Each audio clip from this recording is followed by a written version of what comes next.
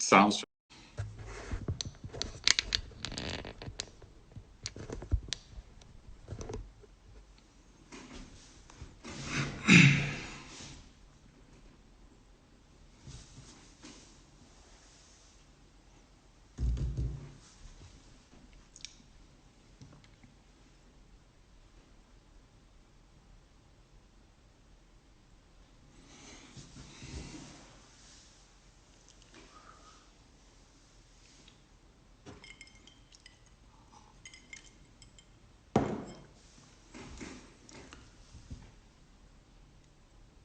How's it, everyone?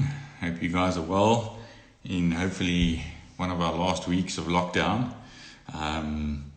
It's been trying these last few days, but I think we're coming to an end, and hopefully we can strengthen this stronghold we have on the virus, and really get going and make everything really in South Africa and get back to work and build the economy and whatnot. Tonight we've got a very special guest in Dane from Niekerk. How's it, Dane? How are you? I'm good. How are you, Chris? Not too bad. Thanks for joining me tonight. No worries. Like the beard there. Yeah, it's call it the lockdown beard. The wife doesn't enjoy it too much, but it's keeping me busy with something, so I'm not going to complain. Absolutely. You need something in the lockdown. 100%. How's things going on your side? No, busy. Coffee keeps me busy. There's always something to do. I'm sure. Everything's perfect for me. But... Sorry? I said everything's perfect at home for me, but for her, nothing quite as it seems for us. So I'm running around. Sounds familiar. But we're not going to complain. Let's rather be busy than lying on our backs all day. No, absolutely. I have a fitness test to get, to pass after the lockdowns. Yeah, stay fit and strong. Eh? You got yourself a drink? I do. My favorite. Fantastic. Well, I saw Russell online, so Rassie, it's my first one in a month, so please don't worry about it. No, don't worry. At least you got some beer. We're a bit short this side, so I'd rather have some beer than on the whiskey all the time. But it is what it is. No, I agree 100%. But at least I got some beer now. So yeah, cool. You ready to kickstart this thing? Yes, why not? Okay. Nice and easy, nice and relaxed. This has gone really well. So this is the third episode.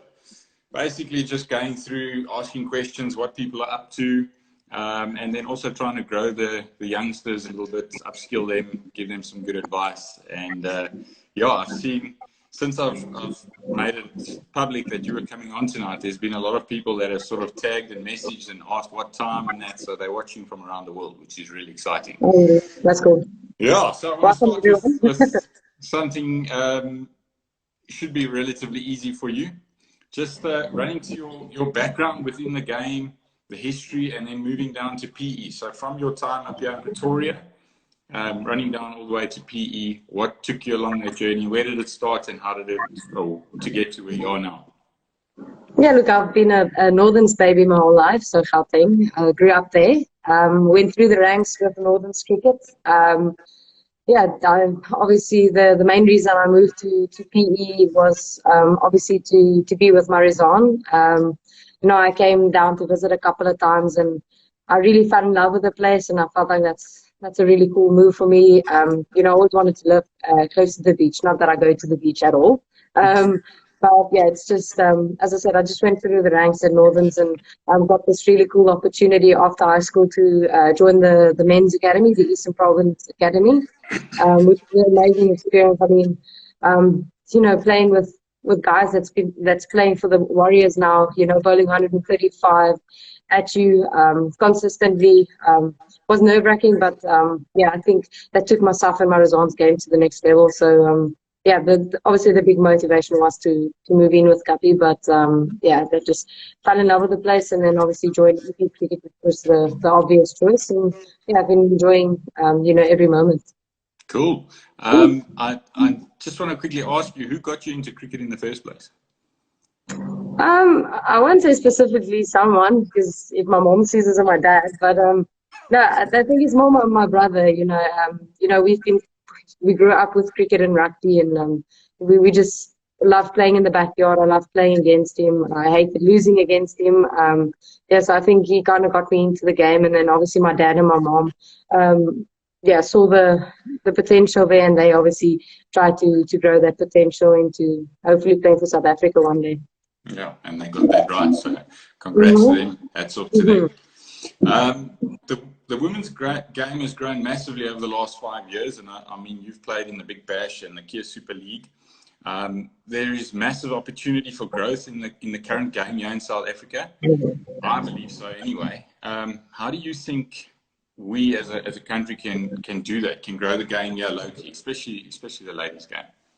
I think if people have to fall in love with the women's game first. That's the massive thing for us as a team. That's what we want to achieve. We want people, we say we want girls and women to fall in love with the game and know that there's a future for it. But we need South African men as well, and we need boys to fall in love with the women's game and come out and support us, because I think if we grow a fan base, it'll be so much easier for us, getting girls involved and getting women involved. I mean, it's never too late to start. And so I think it's just more growing our fan base, and that just comes with television and all those things. But again, there's such a massive hype around women's cricket at the moment. And so I think there's that opportunity that we need to grab.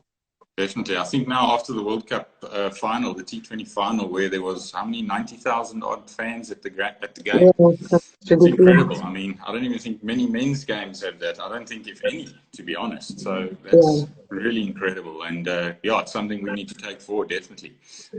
As like you said, with the men's game, we need to somehow get a little bit more exposure for the ladies and get it televised or something around that. Yeah. Anyway, we hope, and hopefully someone can take a little note or a little question out of this and take it forward. The current coaching staff and management is obviously being renewed, but your past guys and team has really done well over the last, I don't know how long they've been together, but I'm estimating around 5 or so years as well. If there are changes, what would you be expecting from the new staff, if any? Anything different?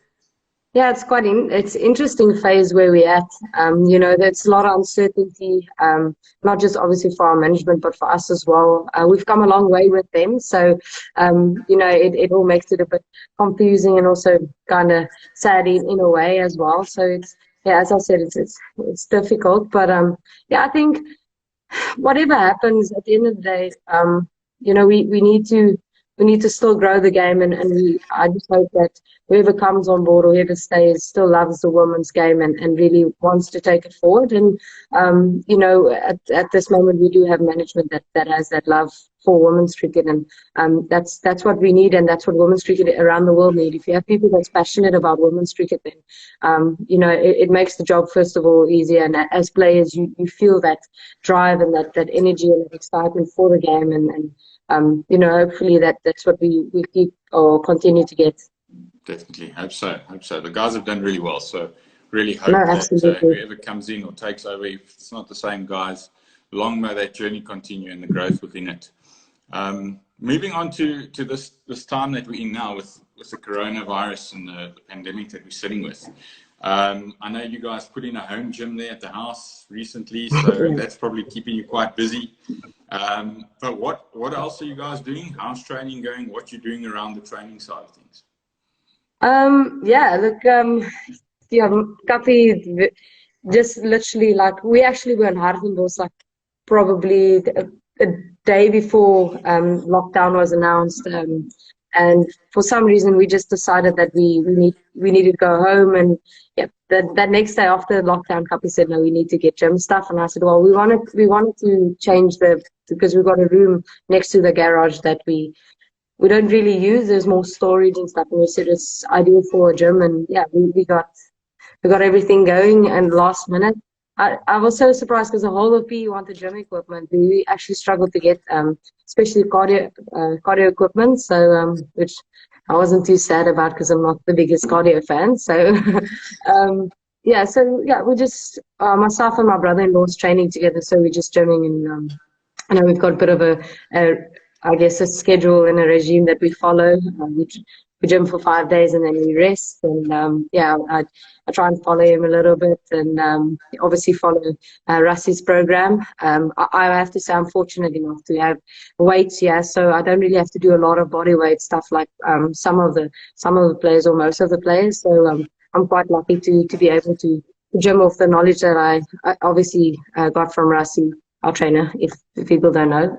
Yeah. You know, so I'm quite lucky to fall back on a lot of things that I have. So yeah, and then Kapi obviously as well. The cardio is a bit of a tricky one because we only have a spinning bike, and again, I'm not the biggest fan of it, but you know, we make do. It's not ideal, but you know, our job is to stay fit and strong. So yeah. So is Russell giving you guys training programs through this via WhatsApp, or how's he working with it? Yeah, we've got a trainers group, so Russie keeps tabs on us all the time. He obviously checks you know what we do. We have to send daily reports, if I have to say it like that, team, and obviously make sure we do everything. And yeah, he sent us a training program today again. It looks quite tough, but yeah, again, we have a job to do afterward, and if you get well looked after, then it makes it a lot easier. So and especially I think it's quite tough to get something going for people that can't get to the gym. I think it should be really difficult, but he always makes it fun.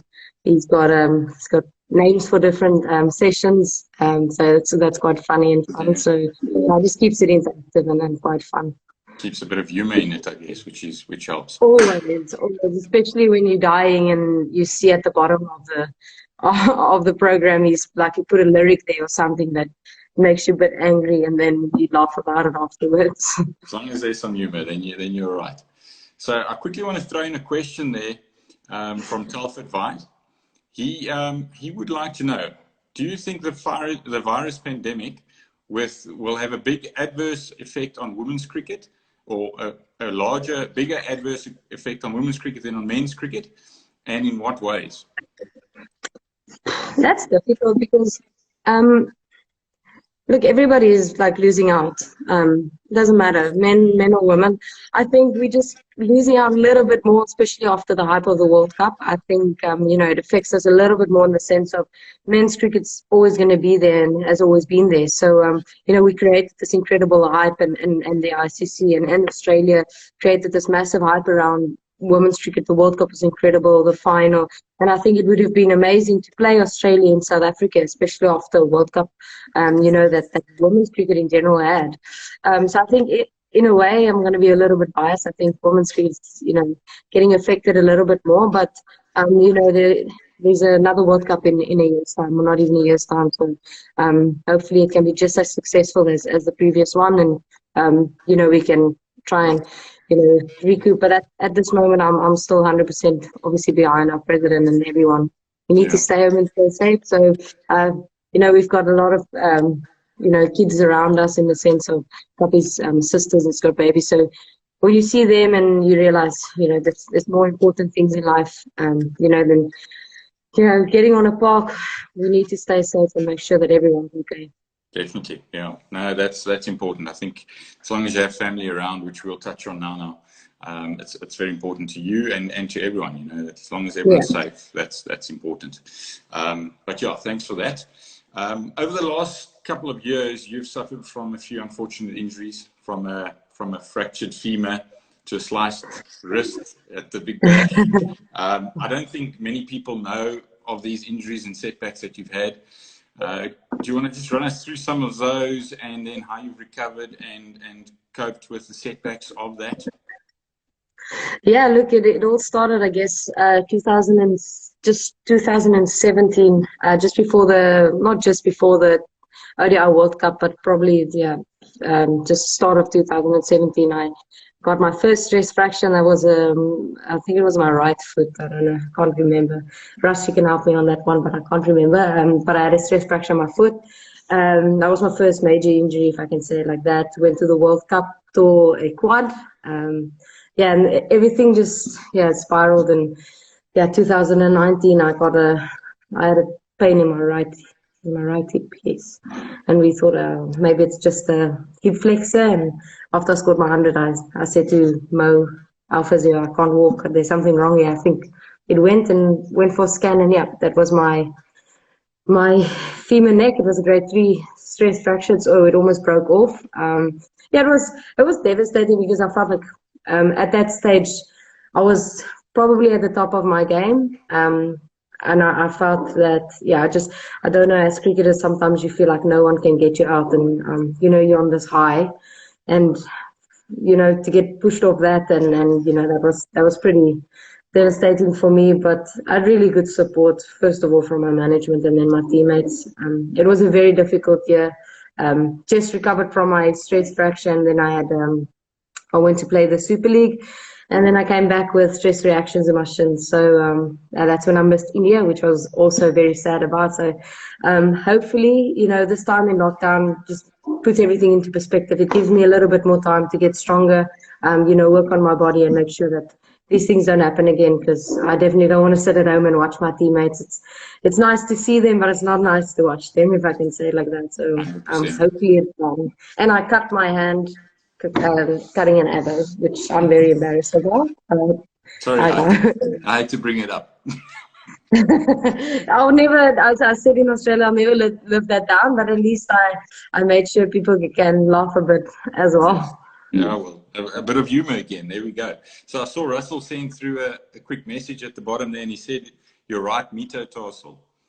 So that was fractured. Yes, yeah. Oh, good, yeah. Thanks, Russ.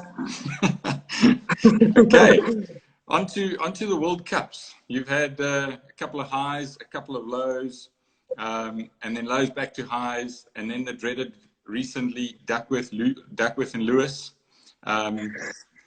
There's been some exceptional hard ones to swallow. What's been the worst in your career so far, and why? To be honest, it was 2017 World Cup. Look, the last World Cup was devastating, but when I sat there and we lost, I was thinking, what as a team could we have done differently to win that game? And I couldn't put my finger on it. I couldn't say that we lost the game here or there. It was literally, wasn't our day. That's it. That was it. Where it was, in England, the ODI semi-final, that was heartbreaking. It went down to the wire, went to the last ball, and I think as a captain, that haunted me, if I can say it like that, for a very long time, because in my head, my field wasn't right for the ball that was bowled, and so and also I just think the magnitude of that and where we started. I mean, from 2020 T20 World Cup was just the product of where the team's at the moment, where 2007 was the start of this product. So for us to take it that far against a team that's been in a lot more World Cup finals than we've ever been, it was, that was a tough one. Yeah, I can imagine. I think the whole world was watching, but I think that was one of the highest viewerships in the country, if I remember correctly, watching that World Cup. So it was a hard one to swallow, and I think we lived through that with you. I think you obviously even more emotional through it because you were there and playing that game. So still sorry about that. You will turn it around. We do know that. I hope so. I think it's time for this team. I think we've got a great team at the moment, and some people coming, through the pipeline as well. It's a very exciting time for cricket, women's cricket in South Africa. For sure. Yeah, I think so too. The team itself looks massively different with you a part of it. Like we said, we spoke about the injuries and that. The ladies respond very well to you on the field. Do your off-field personalities and your on-field personalities vary or differ massively? I don't think so. I don't know if people would agree or disagree, but I don't think so. I think I'm the same. I'm a very fiery person off the field as I am on the field, but Um, I think I'm more fiery on the field than I am off the field, but my personality doesn't change, if I can explain it like that. I really like having a good time off the field. I'm a very social person, as a lot of people know, but yeah, I try and get along with as many people as I can, and try and leave a good impression on everyone. But no, I don't think my personality changes much. If I'm upset off the field, I'm upset. I'm the same way upset on the field as I am off the field.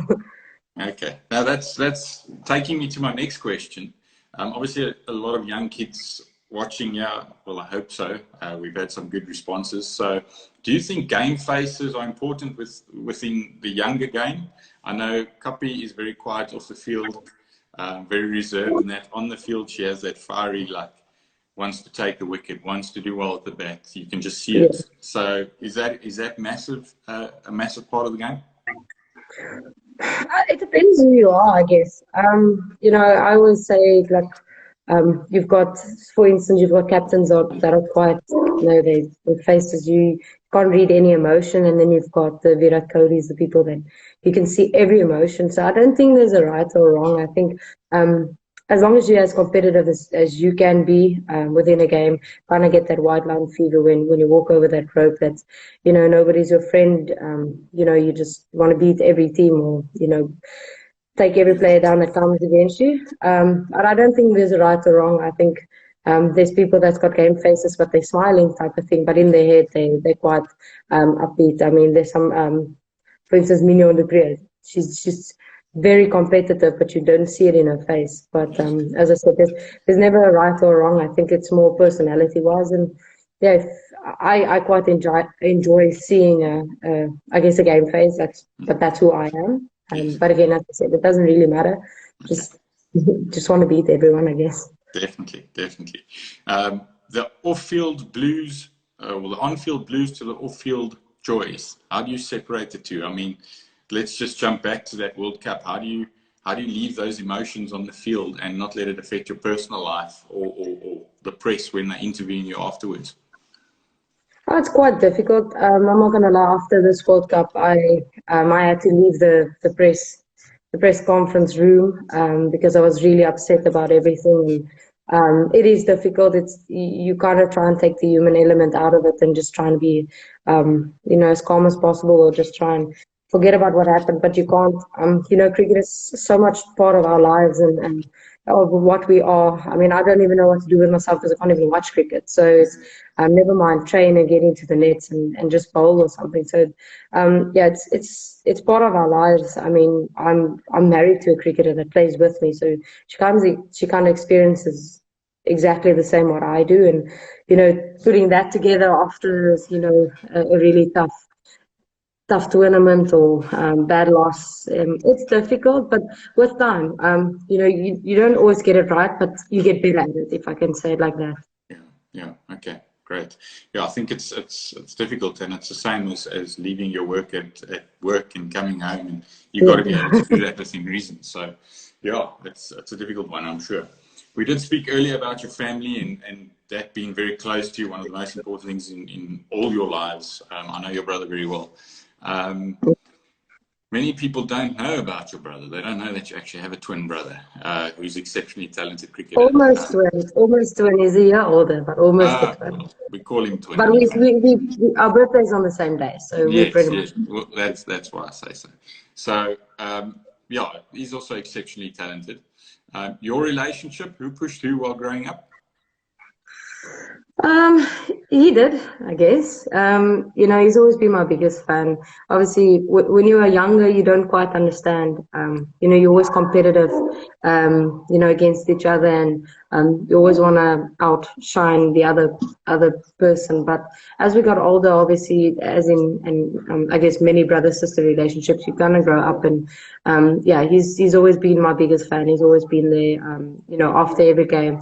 Sometimes I get upset with him because he wants to coach me, or he sends me this long message about my game, and he gets so angry with me because he says I need to take my fitness a lot more seriously because I'll be a lot better, and I need to bowl a lot more. He's always been tough on me. I always felt like my brother was very talented way more than I've ever been. That's how I felt, not just because he was my brother, but the way he played the game. He was also a leg spinner, and unfortunately, at school it was kind of taken away from him. And he was a very, very talented leg spinner, and I think he was an opening batter or number 3 batter. I'm not sure. You'll probably give me some slack after this as well, but I think he's a top order batter, or was a top order batter, and yeah. So as I said, he's always been incredible, and my biggest fan. It's difficult for me staying in PE and him in Pretoria and running a business, so we can't see each other as much. But I promise you, he messages me too many times on tour. So yeah, I guess it's probably him, the one that pushed me the most. Yeah, he's definitely close to your heart, and vice versa. I know he was an exceptional cricketer. He still could be. I know he's working hard. Yeah. He's really trying to grow his career. But if I could have one thing, I wish he took it a bit more seriously and pushed himself a little bit harder. But I always tell him that. But sometimes life gets in the way, and after many years, you realize that if you just picked that 1 year and you just gave it everything, it would have been different. But that's the path he's going at, and he's somebody I'm really proud of. He's working his butt off. He's 28, and he's running a company, and he's one of the hardest working guys I know. So yeah, he's worked hard to get where he is. So hopefully his journey goes on for many, many years. Yeah, no, so I believe so. Definitely. Mental preparation leading up to a match. Let's say you plan a match on Friday. What would you do in the week leading up to it, and your mental preparation on the day? Yes, Chris. I'm not the best person to ask, because I think just because of my personality, I don't take things as seriously. I probably should. I've thought about it long and hard. I should probably take the mental aspect of the game a bit more seriously.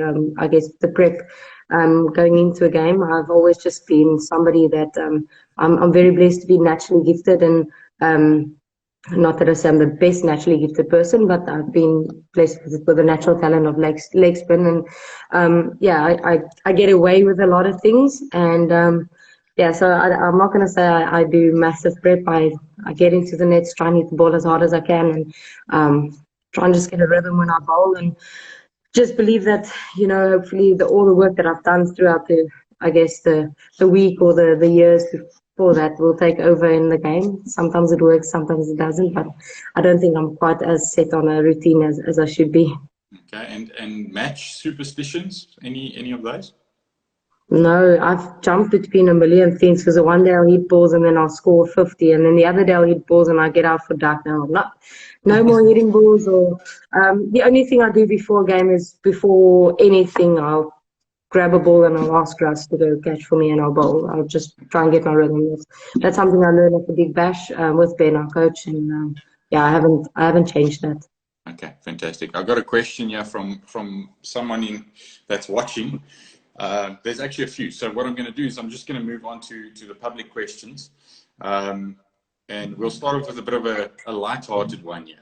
So this is quite random, so bear with me here. Would you rather be a part of the cast of the Twilight Saga or be in a Justin Bieber music video? Quite random. Yeah, see, that is a good one. Oh, wow. Yes, yeah, I'm not the best actor or dancer, so that's a tough one. But Twilight wins. Twilight, fantastic. So it had to go. I just saw it come through, so I had to put that out there. That's a really good one. What is the most challenging thing you've had to overcome as a female cricketer? I think changing the stigma around women's cricket. People have their own idea about women's cricket and why women play cricket, and that was the most challenging thing, is to show that I can still be a woman and play cricket. It doesn't mean I want to be anything else for a woman. I just want to play cricket, and I love the game just as much as anyone else. That's great. So I'm going to ask you something on the personal note. How long are you going to play for? How many years have you got in you? There's days where I think I've got just a couple of years left, where I just feel, I think after all these injuries, I felt like it's not going to be long anymore. And then, with this lockdown and me training a little bit harder and concentrating a little bit more on the physical aspect, I feel good. So I'm 26 now, turning 27. So it depends, eh? It depends on what life throws at me. I don't know if Marizan's got any other plans, because she's a bit older than I am. So Yes. she Okay. always tells me I need to play cricket and provide. So we'll see where things go. As long as I perform and do well for my country, and I have a deserved place in that team, I'll push it as long as I can. Yeah, definitely. And that's good. I think, well, I won't pressure you too much for an exact answer, but yeah, as long as we can have you within the game for many more years to come, as well as Let's give it I a think. Let's give it a 5-year plan. Let's just give it a 5-year plan. Fair enough. Let's do 5 years and keep it on that. Yes. If you could change one thing within cricket, what would it be? Wow. Duck with livers. Yeah, I thought you were going to go there. Definitely. Not definitely. us, everyone. Yeah, it's actually an easy one. I think any South African would say duck with fears. No, absolutely. So, 100%. And How does semi-finals. Sorry? And semi-finals as South Okay. Africans. And semi-finals. Moving on from that. How does playing in the Women's Big Bash League in Australia compare to the Kia Super League in UK in terms of coaches and professionalism? Yeah, look, remember the Big Bash has a year or two, on the Super League. It's quite different because obviously it's two different countries. The coaching styles are different, but I can't say one's better than the other. I think it's different, and whichever works for you. I jumped between teams when it came to the Super League. So I really enjoyed my time with the Surrey Stars and Loughborough Lightning. I signed for Vipers, but then I got that injury. I tore my quad at the World Cup. So look, it's different, but it's not different. I think I guess the Big Bash is a lot bigger because women's cricket is a lot bigger in Australia. Not that I say it's not big in England, but it's a lot bigger in Australia. They've put a lot of work into promoting the national team, and we always say that Australia is the front runner. So that vibe and that all changes. But as I said, the coaching that I got with Bedders, our Surrey coach, to Ben Sawyer, there's no right or wrong. I've enjoyed working with both of them. Both are ultra professional, and I've really thoroughly enjoyed my time with them. Yeah, definitely. What separates the top 5 women in international cricket to the rest? That's a good question. The guys have sent some good ones through. So has to be talent. No, I don't know. Hey, look, there's some incredible cricketers out there in women's cricket at the moment, and sometimes I stand there and I play against them. I think, how do they do that? And as the previous question, with the Big Bash and the Super League, you see what these players do, and you see how they go about their work. And yes, talent has to do with a lot of it, but I think hard work as well. And I don't think it separates like massively, but it makes a difference. And I mean, I've seen how Elise Perry works. It's just ridiculous. And I understand why she is who she is, and the way she plays the way she plays. So there's no right or wrong answer, but I think, the hard work aspect, it's just that 10% extra, and, that's why they're up there, I guess. Definitely. Yeah. If I had one wish, I would really love for all of us South Africans, especially the ladies involved in the ladies' game this side, to have a bit of an opportunity to watch them train, to watch them play that side, and just to see how professional they are. I think that is massive, especially if you compare provincial cricket here to sort of franchise provincial cricket that side. It's sort of chalk and cheese, really, isn't it? But it's not that they're not willing yet. I think it's just the exposure that they've had. No, they've been leading it for a while. We're still catching up. I mean, we've only been professional for a couple of years now. So they've been professional. They've professionalized the domestic cricket as well, Australia. So I mean, as you said, it's chalk and cheese, and hopefully, we'll get there sooner rather than later. But yeah, it just makes a massive difference. I mean, I learn something new every time I go to the Big Bash. So, it just shows you where they are at. But look, we're not far behind. We'll get there. Yeah, no, 100%. I have faith in that, and I believe with the team we've got, like you said earlier, we're on the right track. So I'm not going to keep you for too much longer. 10 last questions, but they're speed questions, so they're like one-word answers if you can, just to let everyone get a bit of a taste for who you are. I know a lot of these answers, but I don't think everyone else does. So let's fire away. What's your favorite beverage? Beer. Bat first or bat second? No, I said Castle Light. I was specific. Sorry. Castle Light. Sorry, what was the second question? Bat first or bat second? Bat second. If you were not a cricketer, what would you have been? Oh, that's difficult because I've been playing cricket my whole life. I love cooking, so hopefully a chef. I don't know. Favorite meal? I love my steak and salad. I know it doesn't look like it, but I love a steak and salad. Favorite music? Justin. Sorry, what? Justin? Justin, yeah. Okay. I didn't know that. Big Bash or Kia? That is horrible. I'd say the Big Bash just because I've been playing it a bit longer. Okay. Favorite sports personality? Oh, that's a good one. Can I think about that? Come back. Actually, I watched a documentary, Serena Williams. I just got a lot of respect for her when I watched it. So. Okay, so Serena Williams it is. Role model?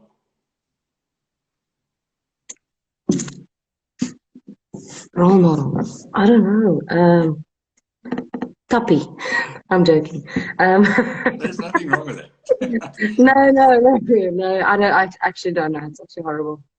Okay. A good day on the golf course or being pampered? Oh, golf any day. Any day. And then your best holiday? Best holiday was West Indies, Caribbean. Okay. Fantastic. Incredible place. Easy evening. All the questions done, and I saw a lot more come through, but I'm not going to keep you for too much longer. So no, it was nice. It's nice. Thank you for nice and easy. And thanks for your time. On Saturday night, we're going to have another guest on, and hopefully it's the last Saturday that we go through this with lockdown, and then we can get back to some sort of normality. Yes, that would be amazing. I'm not going to lie. Definitely. I think the whole country's waiting for a couple of things just to open up so we can get back out there. Yeah. Anyway, will you send regards to Copy, and thanks for your time again, and we'll chat to you real soon. No, we'll do. Thanks, Chris. That was pretty good. Enjoy the night, and we'll chat soon. Cheers, eh? Bye. Bye-bye. Cheers. Bye. Bye.